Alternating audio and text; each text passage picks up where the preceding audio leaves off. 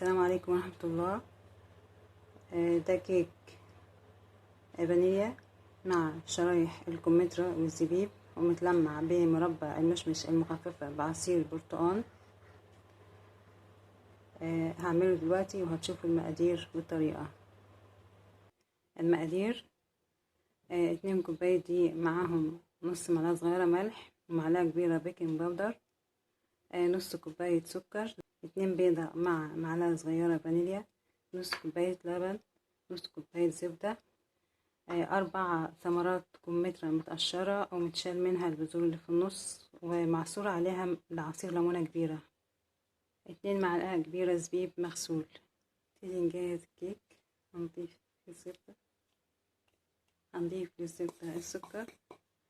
بعد ما ضربنا الزبدة مع السكر لمدة 3 دقايق هنضيف البيض مع الفانيليا. هنضرب البيض مع الزبدة والسكر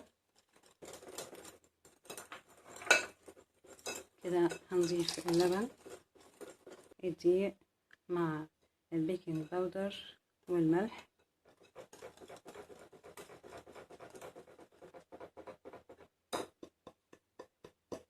بعد ما قلبنا كل مكونات الكيك مع بعض سايلة او جافة وبعدنا خليط كيك متجانس وكريمي بالشكل ده، هنركنه ونجهز الصينية اللي هنحط فيها خليط الكيك.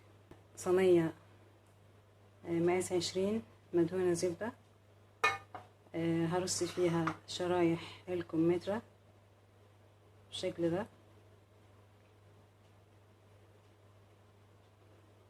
بعد ما رصيت كل شرايح الكمثرى في قاعدة الصينية بالشكل ده هرش عليهم معلقتين الزبيب، هنزل عليهم خليط الكيك.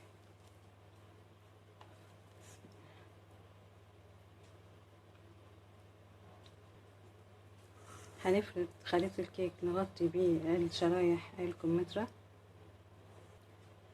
هندخلها الفرن على درجة حرارة 180 لحد ما تستوي.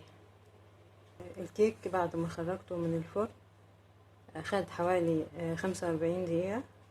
هسيبه لما يهدى وبعد كده هقلبه على طبق التقديم. هنقلب الكيك على طبق التقديم بالشكل ده.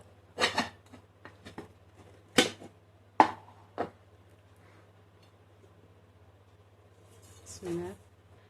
وعشان نلمع شرايح الكمثرى على الكيك انا هنا مخففة نص كوباية مربى مشمش مع ربع كوباية عصير وحطيتهم على النار لمدة 3 دقايق غليان.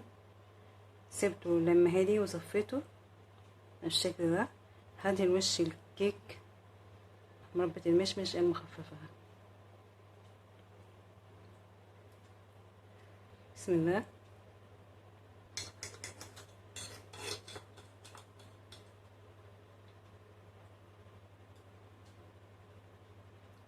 وده الشكل النهائي لكيك الفانيليا مع شرايح الكمثرى والزبيب. كيك خفيف، طعمه شهي ولذيذ جدا. جربوه ان شاء الله يعجبكم. ما تنسوش تدوسوا لايك، تعملوا شير وتشتركوا في القناة عشان يوصلكم كل جديد. في انتظار ارائكم واقتراحاتكم. السلام عليكم ورحمة الله وبركاته.